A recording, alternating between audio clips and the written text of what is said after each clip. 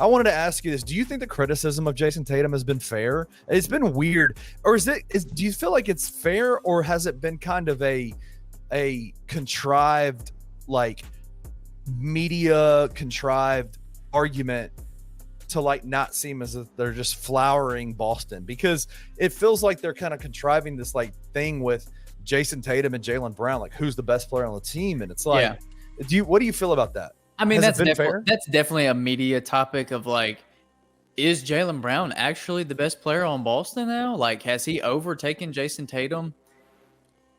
Who that's cares? kind of that's pretty lame. I would imagine if you sat down with Jayson Tatum and Jaylen Brown, they wouldn't care. Like, they're up 2-0 in the finals right now. It doesn't really matter.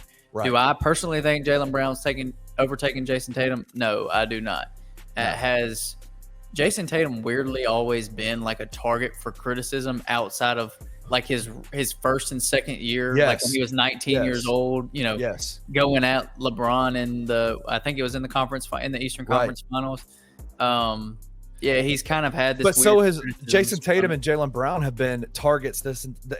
Media has tried to break that team up for years, right? Like they can't work together. And if you want to talk about criticism of Jayson Tatum in the final, like in a vacuum for the two games that have been playing in the finals so far, I'm okay with that. Because if you're going to be like the elite of the elite, if you're going to be one of the top 5, top 7 players in the NBA, you're going to be a perennial MVP contender and a perennial championship contender, and like you are that dude and supposed to be that dude, then these are the moments when you have to play well.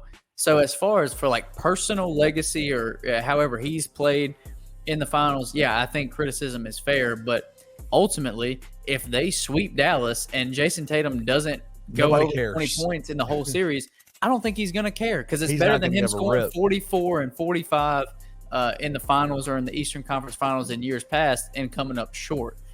Which position do you think Luka would rather be in? Scoring 36 points a game and losing, or being Jayson Tatum? Being up 2-0. Yeah. I wanted to ask you, this is a much larger conversation, and we haven't talked about this, but do you think that like the NBA goes through these like culture shifts and culture changes where for years it was dominated by the super team, it was dominated by bringing in all these guys, and then it kind of has become, it feels like more of like homegrown, developed talent with the Denver Nuggets, with the Boston Celtics, with hopefully the Memphis Grizzlies next year. Do you also kind of think that maybe the mentality of the superstar has changed a little bit in the NBA? Like Jayson Tatum is a legitimate superstar in the NBA. Yeah. But it definitely feels like he is not that dude. Like back in Jordan and Kobe's era, it was, I've got to get mine for us to win. And it feels like you got the Jokic's, you got the Jayson Tatums, you got all these different guys who are more like, man, I'm going to do whatever it takes for my team to win if it means me not having to get mine all the time. Do you think that's changed? Has that shifted? I think that is a very nuanced conversation to have, because that is such a case by case and player by player basis conversation. Because are there players that still need to and have to get theirs for their team to win? Yeah, Luka Doncic is one of those examples. 100%. I think Anthony Edwards is on most nights one of those examples. Like there are still plenty.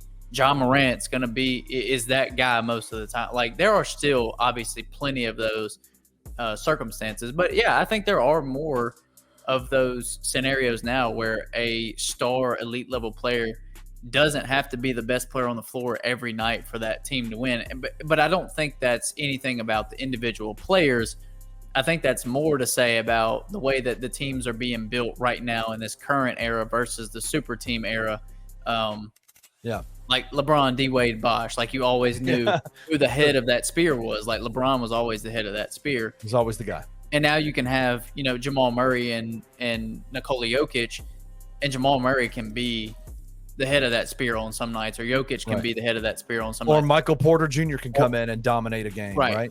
And I think kind of similar to Boston as well. Like Jayson Tatum can be that dude. Jaylen Brown can be that dude. Derek White has been that dude at times. Jrue Holiday, Kristaps Porzingis. Like these teams, I think, are built with so much more depth and obviously a lot of young talent in the NBA right now.